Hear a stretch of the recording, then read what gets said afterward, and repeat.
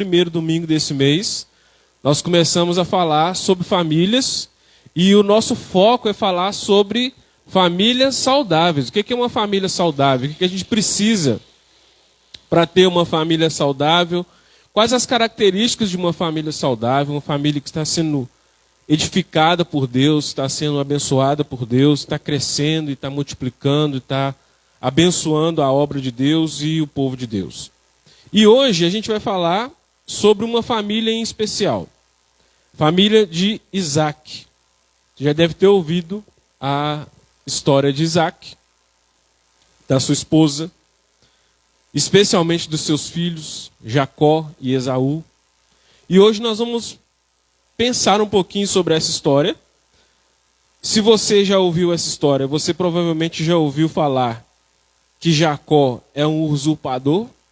Quem já ouviu falar isso aqui? Sim ou não? Dizem até que o significado do nome dele é usurpador ou suplantador, né? Mas será que isso é verdade? Né? Será que há motivos na história de Jacó e Esaú, na história dessa família, para a gente afirmar que Jacó é mesmo um usurpador, um suplantador? Será que o personagem mau na história é mesmo Jacó? Nós vamos pensar um pouco sobre isso, estudando, né, lendo esse texto e pensando um pouquinho sobre essa família, para que a gente tire algumas lições que o comportamento e a vida dessa família podem nos proporcionar e nos ajudar a pensar melhor e a exercer melhor um relacionamento com a nossa própria família. Amém? Gênesis capítulo 25. Você pode manter sua Bíblia aberta, que nós vamos passar aí pelo capítulo 25, capítulo 26 e também o capítulo 27. Mas primeiramente nós queremos ler do versículo 1 até o versículo 11.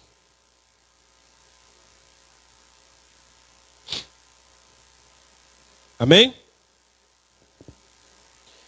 Desposou Abraão outra mulher, chamava-se Quetura. Ela lhe deu à luz a Zinra, Joxã, Medá, Midian, Isbaque e Suã. Josã gerou a Sebá e a Dedã. Os filhos de Dedã foram Assurim, Letussim e Leunim. Os filhos de Midian foram Efá, Éfer, Enoque, Abdá e Eudá. Todos esses foram filhos de Quetura. Abraão deu tudo que possuía a Isaque. Porém, aos filhos das concubinas que tinha, deu ele presentes, e ainda em vida os separou de seu filho Isaque, enviando-os para a terra oriental. Foram os dias da vida de Abraão 175 anos. Expirou Abraão, morreu em ditosa velhice, avançado em anos, e foi reunido ao seu povo.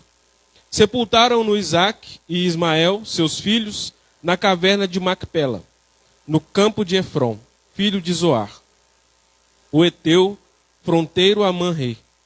O campo que Abraão comprara aos filhos de Et, ali foi sepultado Abraão e Sara, sua mulher. Depois da morte de Abraão, Deus abençoou a Isaque, seu filho. Isaque habitava junto a Ber-Laim-Roi. A primeira coisa que a gente aprende aqui nesse capítulo 25, e talvez passe despercebido por muitos de nós, é que Abraão teve outros filhos além de Isaque e Ismael. Talvez tenha passado desapercebido essa informação de muitos de nós. Muitos de nós pensamos que os filhos de Abraão eram apenas Isaque, que é o filho da promessa, e Ismael, que é o filho que ele teve com a concubina, né, com a serva de Sara.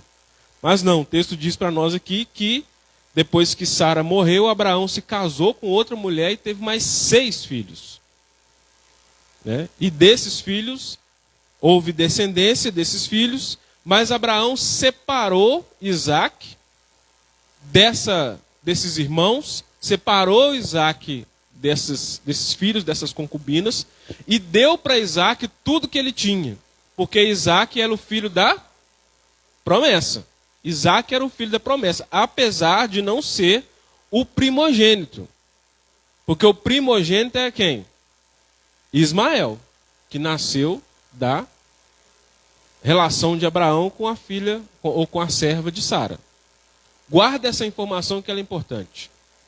Geralmente, ou via de regra, é o primogênito que tem o direito de herdar a herança do pai. E geralmente essa herança que o primogênito herda é muito mais do que a metade. Né? Geralmente hoje, se um pai morre e deixa uma herança, e se ele tiver 2 filhos, 50% para cada um, não é assim? É o que a lei determina. Mas naquele tempo, naquela cultura, não era assim. Mais da metade, muito mais da metade, era dada para o filho primogênito. E o resto que sobrava era dirigido, vamos supor, se tivesse mais 10 filhos, os outros 40%, vamos colocar assim, que sobrava, dividia esses 40% entre os outros filhos todos. E aí o filho primogênito, ele tinha o direito da primogenitura, ele seria o líder do povo, ele seria aquele que substituiria o seu pai que faleceu. Então, Abraão faz isso com Isaac. Ele transforma Isaac no seu primogênito, apesar dele não ser o primogênito. Então ele dá para ele essa bênção porque ele era o filho da promessa. E aí então Abraão morreu, Sara morreu, Isaac foi separado por Abraão, recebeu a promessa, recebeu a herança, e agora Isaac começa a sua família. Isaac começa a sua família. E ele se casou, né? E nós vamos aí para o versículo 19, quero que você acompanhe comigo aí. Diz assim: são essas as gerações de Isaac, filho de Abraão. Abraão gerou Isaac. Era Isaac de 40 anos quando tomou por esposa Rebeca, filha de Betuel, o arameu de Padã Arã e irmã de Labão, o arameu. Isaac orou ao Senhor por sua mulher, porque ela era estéril. E o Senhor lhe ouviu as orações. E Rebeca, sua mulher, concebeu. Os filhos lutavam no ventre dela. Então disse: se é assim, por que vivo eu? E consultou ao Senhor. Respondendo-lhe o Senhor: 2 nações há no teu ventre, 2 povos, nascidos de ti, se dividirão. Um povo será mais forte que o outro, e o mais velho servirá ao mais moço. Cumpridos os dias para que se desse à luz, eis que se achavam gêmeos no seu ventre. Saiu o primeiro, ruivo, todo revestido de pelos, por isso lhe chamaram Esaú. Depois nasceu o irmão, que segurava com a mão o calcanhar de Esaú. Por isso lhe chamaram Jacó. Era Isaque de 60 anos, quando Rebeca lhes deu à luz. Então Isaque começou a sua família. E os primeiros 20 anos da vida de Isaque com Rebeca, Rebeca era estéril. E como você provavelmente já sabe, uma mulher estéril naquele tempo era uma tristeza muito grande. Né? Por quê? Porque quanto mais filho uma família tinha, mais abençoada essa família era considerada. Quanto mais filhos um homem tinha, mais mão de obra ele tinha. Porque lembre-se que naquele tempo o trabalho era praticamente ou necessariamente um trabalho manual. As pessoas trabalhavam com as mãos, era lavoura e etc, etc. Então, quanto mais mãos no trabalho, mais abençoada era a família. Então, um homem que não tinha filhos, uma mulher que não tinha filhos, era considerado, né, uma pessoa sem a bênção de Deus. Né? A boa mão de Deus, a bênção de Deus não estava sobre aquela família. Esse era o conceito daquele tempo. E durante os primeiros 20 anos da vida deles, eles não tiveram filhos. E o texto diz para nós aqui, no versículo 21, que Isaque orou ao Senhor pela sua mulher, e a resposta de Deus é que Rebeca, então, engravidou, e ela estava com 2 crianças no seu ventre. Lembre-se que naquele tempo não existia ultrassom. Então só ficaram sabendo que eram 2 crianças praticamente na hora do parto. E Rebeca teve um problema, né? Porque o texto diz para nós aqui, no versículo 22, que os filhos lutavam no ventre dela. Imagina, as mulheres vão saber melhor do que a gente pensar sobre isso, né? Uma criança só no ventre, né? Mexendo lá, chutando, incomoda? Sim ou não?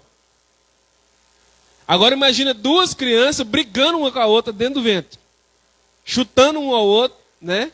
Dando um soco um no outro lá dentro do ventre. É isso que o texto está dizendo para nós que aconteceu com ela. E provavelmente ela teve dificuldades nessa gravidez. Foi uma gravidez problemática, né? Porque ela diz aqui no versículo 22, né? Rebeca, sua mulher, concebeu, os filhos lutavam no seu ventre, e então disse: se é assim, por que vivo eu? Ou seja, ela está dizendo: Deus, por que o Senhor permitiu que isso acontecesse comigo, né? Por que eu estou viva ainda, né, com esses meninos brigando dentro do meu ventre aqui? E ela consultou o Senhor, ou seja, ela orou ao Senhor, conversou com Deus, e Deus respondeu para ela. O que Deus respondeu? Versículo 23. Duas nações há no teu ventre, dois povos nascidos de ti se dividirão, um povo será mais forte que o outro, o mais velho servirá ao mais moço. Deus já está adiantando que o primogênito não herdaria a promessa. Que quem seria servo do outro era o mais velho, que serviria o mais novo. Então Deus já está dizendo o que vai acontecer lá na frente. Amém? Guarda essa informação também. E os meninos cresceram, né? Só a título de curiosidade, significado dos nomes é importante. Esaú significa vermelho. A palavra Esaú significa vermelho. E o texto mesmo já explica por quê. O texto diz que ele nasceu ruivo, né, de cabelos vermelhos e cheio de pelo. Né? Então era um menino peludo, né, e ruivo. E Jacó, o que significa Jacó? Trapaceiro? Será? Não. Imagina se você é mãe de um menino que acabou de nascer. Você vai colocar o nome do seu filho de trapaceiro? O que significa Jacó? Aquele que segura no calcanhar. É isso que significa o nome de Jacó. Aquele que segura no calcanhar. Por quê? Porque foi essa a condição em que ele nasceu. O mais velho, que é Esaú, saiu na frente, e o mais novo, que é Jacó, saiu junto, né, segurando no pé, porque ele queria nascer primeiro. Já no ventre, ele já queria ser o primogênito. Então, essa é a condição do nascimento dos dois. E os dois continuam, aparentemente, essa história continua. Né, essa briga, essa disputa entre os dois irmãos, continua depois que eles vão crescendo. Né? Aí eu quero que você vá comigo aí no versículo 24. Perdão, 26. Depois nasceu o irmão, segurava com a mão no calcanhar de Esaú, por isso lhe chamaram Jacó. Era Isaque de 60 anos quando Rebeca lhes deu à luz. 27. Cresceram os meninos. Esaú saiu perito caçador, homem de campo. Jacó, porém, homem pacato, habitava em tendas. Isaque amava Esaú, porque se saboreava da sua caça. Rebeca, porém, amava Jacó. Aqui a gente tem o primeiro problema da família. Ou talvez o segundo, né? Porque o primeiro já começa no ventre de Rebeca, né? Que é a disputa entre os irmãos. Segundo problema. O texto diz para nós que Isaque amava Esaú, e Rebeca amava Jacó. Você que é pai e mãe, já prevê o problema aí. Sim ou não? Uma disputa, se os dois filhos já não se dão bem, se os dois meninos já brigam entre si, disputam entre si, e ainda o pai privilegia um, e a mãe privilegia o outro, naturalmente a gente vai ter uma família que tem muitos problemas de relacionamento. A gente vai ter uma família disfuncional, uma família onde não existe união, onde as crianças, os meninos, talvez até apoiados pelos pais, desenvolvem uma rivalidade muito grande. Porque se a mãe privilegia um e o pai privilegia o outro, né, na hora dos problemas, na hora das divisões, na hora de comprar presente, no Natal, né, por exemplo, no Dia das Crianças, vai ter aquelas brigas que geralmente tem, né? Ah, por que ele ganhou mais presente do que eu? Foi seu pai que deu, foi sua mãe que deu. Já viu essas briguinhas assim? Né? Muito provavelmente é o que acontecia nessa família.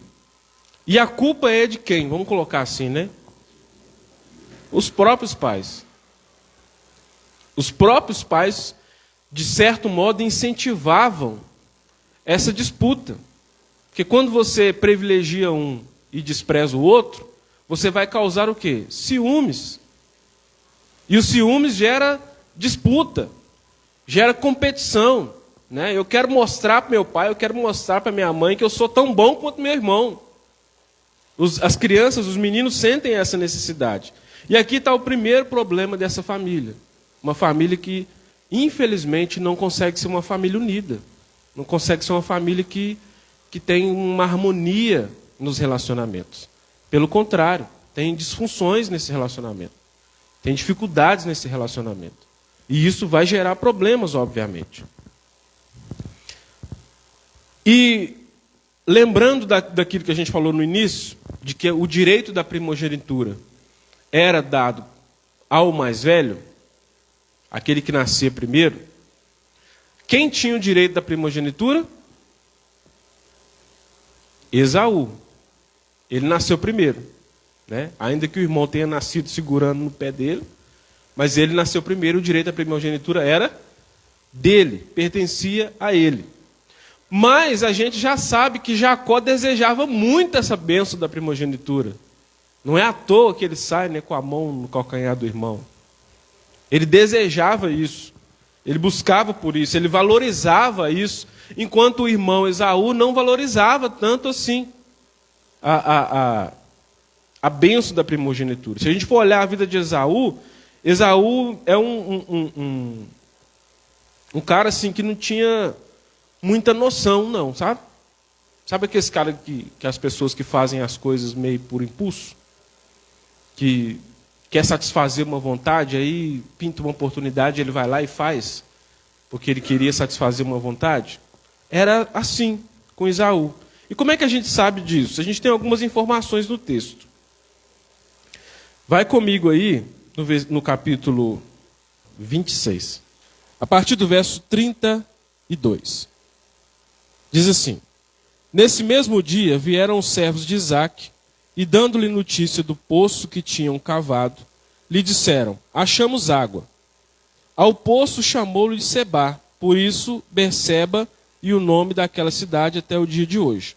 Tendo Esaú 40 anos de idade, tomou por esposa Judite, filha de Beri, Eteu, a Basemate, filha de Elom, Eteu. Ambas se tornaram a amargura de espírito para Isaque e Rebeca. Esaú, numa briga que teve lá, se você ver o capítulo 26, você lê o capítulo 26, você vai ver que teve uma briga, teve um problema, uma quase guerra por causa de água, por causa de poço, por causa de terra. E Esaú conheceu nesse meio tempo aí, no meio dessa história toda, ele conheceu duas mulheres que não pertenciam ao povo dele. E ele se casou com essas duas mulheres. Né? Casou com as duas mulheres. E o texto diz aqui que essas duas mulheres, versículo 35, ambas se tornaram amargura de espírito para Isaque e Jacó. Ou seja, as noras eram problema na família. Então você já tem uma família que tem problemas com os filhos. Os pais têm problemas com os filhos. Os filhos têm problemas entre si. Agora um filho se casa com duas mulheres e traz essas mulheres para o meio da família. E essas duas mulheres se tornam problema para a família. Né? Para o texto dizer que essas mulheres eram amargura de espírito para o sogro e para a sogra, devia ser duas mulheres bem ruins. Concorda comigo? Então pensa só, essa família tá virando um negócio difícil, né? Volta para o capítulo 25, versículo 29. Tinha Jacó feito um cozinhado quando esmorecido, veio do campo Esaú. E lhe disse: peço-te que me deixes comer um pouco desse cozinhado vermelho, pois estou esmorecido. Daí é chamar-se Edom. Disse Jacó, vende-me primeiro o teu direito à primogenitura. Vamos parar aqui. Depois a gente continua. Como o texto já diz para nós, a gente viu aqui, Jacó se tornou um homem caseiro. Um homem de tendas. Aprendeu a cozinhar com a mãe, ele era o filhinho da mamãe. A mãe dele ensinou ele a cozinhar, ensinou ele a fazer as coisas de casa. Ele ficava com a mãe que cuidava dele. Esaú se tornou um caçador, um homem do mato, né, que saía para os matos afora para caçar, para fazer um monte de coisa. Em determinada ocasião, Jacó tinha feito um cozinhado lá, né, provavelmente um cozido de lentilhas. Né, se você for pesquisar, você vai ver que provavelmente era um cozido de lentilhas vermelhas. Né, por isso um cozido vermelho. E o irmão vem do campo. Ele chega do campo cansado, como diz o texto aqui, e ele vê o cozido que o irmão tinha feito. E aí ele fala, me dá um pouco desse cozido, que eu estou com fome. E aí o irmão vê nessa oportunidade, a oportunidade que ele esperava para receber ou para ter o direito da primogenitura que pertencia ao irmão. E aí ele faz o quê? Uai, se você quiser me dar o direito seu da primogenitura, eu te dou o cozinhar todo. Eu te dou só um pouquinho, não, eu te dou tudo, se você quiser. É só você me dar a primogenitura. Vende para mim, troca comigo a primogenitura por esse prato de lentilha que eu te dou tudo. E aí qual que é a resposta do irmão? Versículo 32. Respondeu, estou a ponto de morrer, de que me aproveitará o direito da primogenitura? Então disse Jacó, jura-me primeiro. E ele jurou, e vendeu o seu direito à primogenitura a Jacó. Jacó roubou alguma coisa de Esaú? Ele trapaceou em algum momento? Onde é que está a trapaça aqui? Não tem trapaça nenhuma aqui. Tem uma troca. Tem uma troca consciente dos dois. Ele propôs uma troca. Você quer trocar comigo? Eu troco com você. Te dou um prato de comida que você quer e você me dá o direito à primogenitura que eu quero. Não tem trapaça nenhuma aqui, tem? Não tem. Não tem trapaça nenhuma. E aí ele ainda pede para o irmão jurar. Versículo 33 diz isso. Então jura. E juramento, irmãos, na cultura judaica é um negócio importante. Não é igual a gente que no Ocidente aqui que fala, eu juro que eu não vou fazer isso. E daí 2 minutos nós estamos fazendo aquilo que a gente jurou que não ia fazer. Não. Para o conceito judaico, para a cultura judaica, se você jura alguma coisa, você morre pelo juramento, mas você não faz aquilo que você jurou. E ele jurou. Está trocado. E olha, observe uma coisa que ele diz. Eu estou a ponto de morrer. Será que ele está morrendo mesmo? Está morrendo de fome mesmo? Não está, né? É força de expressão como a gente fala, né? Você chega em casa do trabalho cansado, nossa, estou morrendo de fome. Você está morrendo mesmo? Você não está morrendo, é só uma força de expressão que a gente usa. Então ele não está morrendo coisa nenhuma. Mas ele quer comer. Né? Ele quer comer a comida que o irmão fez. Então eles fazem essa troca. Até aí, tudo bem. Uma troca foi feita, um acordo foi celebrado entre os dois e está tudo ok. Só que, aí nós vamos para o capítulo 27. Capítulo 27, a partir do versículo 1 diz, tendo-se envelhecido Isaque, e já não podendo ver, porque os olhos se lhe enfraqueciam, chamou Esaú, seu filho mais velho, e lhe disse, meu filho. Respondeu ele, aqui estou. Disse-lhe o pai, estou velho e não sei o dia da minha morte. Agora, pois, toma as tuas armas, e a tua aljava e o teu arco, sai ao campo e apanha para mim alguma caça, e faze-me uma comida saborosa, como eu aprecio, e traze-me para que eu coma e te abençoe antes que eu morra. Percebe aqui no versículo 5 agora. Rebeca esteve escutando enquanto Isaque falava com Esaú, seu filho. E foi-se a Esaú E foi-se Esaú ao campo para apanhar a caça e trazê-la. Então disse Rebeca a Jacó, seu filho: ouvi teu pai falar com Esaú, teu irmão, assim, traze caça e faze-me uma comida saborosa, para que eu coma e te abençoe diante do Senhor, antes que eu morra. Agora, pois, meu filho, Rebeca falando com Jacó, atende as minhas palavras com que te ordeno. Vai ao rebanho, traz-me 2 bons cabritos, deles farei uma saborosa comida para o teu pai, como ele aprecia. Levá-la-ás ao teu pai, para que a coma e te abençoe antes que morra. Disse Jacó a Rebeca, sua mãe: Esaú, meu irmão, é homem cabeludo, e eu homem liso. Dar-se-á o caso de meu pai me apalpar, e passarei aos seus olhos por zombador. Assim trareis sobre mim maldição e não herança. Resposta de Rebeca. Respondendo-lhe a mãe: caia sobre mim essa maldição, meu filho. Atende somente ao que eu digo, vai e traz. Quem que é o problema aqui na história? A mãe. Ela escutou a conversa de Isaac com Esaú. Isaac mandou Esaú buscar uma caça, trazer para ele, fazer uma comida saborosa para ele, poder se saborear e abençoar o filho e passar para o filho aquilo que ele recebeu de Abraão, que era o direito da primogenitura, a bênção de Deus ele queria passar para Esaú. E o que a gente já percebe aqui? Que a história da troca, a história de Esaú ter vendido para Jacó a sua primogenitura não chegou aos ouvidos do pai. O pai não está sabendo de nada disso. E aqui a gente tem outro problema, que é um problema de comunicação. Quem é o mais interessado nesse assunto, irmãos? É Isaac. Quem é o, vamos dizer assim, o portador da bênção? Aquele que vai abençoar o filho? É Isaac. Como que Isaac não sabe, não ficou sabendo, nem pela boca de Esaú, nem pela boca de Jacó, tampouco pela boca da própria esposa, de que houve uma troca? Você acha que Jacó não falou para a mãe que essa troca aconteceu? Falou ou não falou? O texto aqui nos dá a entender que ele falou com a mãe.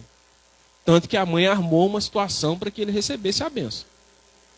E lembre-se, quando ela orou a Deus lá atrás, quando os meninos ainda estavam no ventre, o que Deus falou com ela? O mais velho servirá ao mais novo. Então, ou seja, é algo que Deus já tinha dito que ia acontecer. A troca aconteceu, mas a mulher calou a boca, não falou nada com o marido. Por que ela não chegou para o marido e falou: olha, quando eu estava grávida desses meninos, eu orei a Deus que eu estava com problema. Eu achei que eu ia morrer com esses meninos na barriga. E eu orei a Deus, conversei com Deus, Deus me falou isso e isso e isso, que o mais velho servirá ao mais novo. Ela não falou isso com o marido. Ela não teve essa conversa com o marido. Os meninos, depois que fazem, já não eram meninos mais, né, já são homens, fazem a troca, também não vão ao pai falar com o pai: pai, olha, nós fizemos uma troca, um combinado entre nós. Ele é o mais velho, mas eu, troquei com ele por um prato de comida. Que estava com fome. Ninguém falou isso com Isaac. Não tem conversa nessa família. Não tem diálogo nessa família. E isso vai gerar uma série de problemas. Porque agora a mãe está armando uma situação para enganar o marido. E aí ela faz isso que ela propõe para Jacó. Jacó fala: mãe, esse negócio não vai dar certo. Meu pai vai perceber que não é eu. Ele vai passar a mão no meu braço e vai ver que eu sou liso. Meu irmão é peludo. E ela fala: meu filho, faz o que eu estou falando. E aí ela arruma lá um jeito de cobrir o braço dele com a pele de animal. E ele vai lá, leva a comida para o pai. O pai passa a mão no braço e fala: a voz é de Jacó, mas o braço é de Esaú. Né? Ele desconfia assim, mas ele não enxerga mais, ele já está velho, quase morrendo. Então ele abençoa Jacó. E quando Esaú volta com a caça, e ele vai buscar a bênção, o pai diz, não, mas eu já abençoei já. Ué. Falo, mas você abençoou quem? Estou chegando agora. Eu falei, ih, o que aconteceu? E agora? E aí a gente vê que tem um problema aí. Por quê? Vai comigo aqui no versículo 35.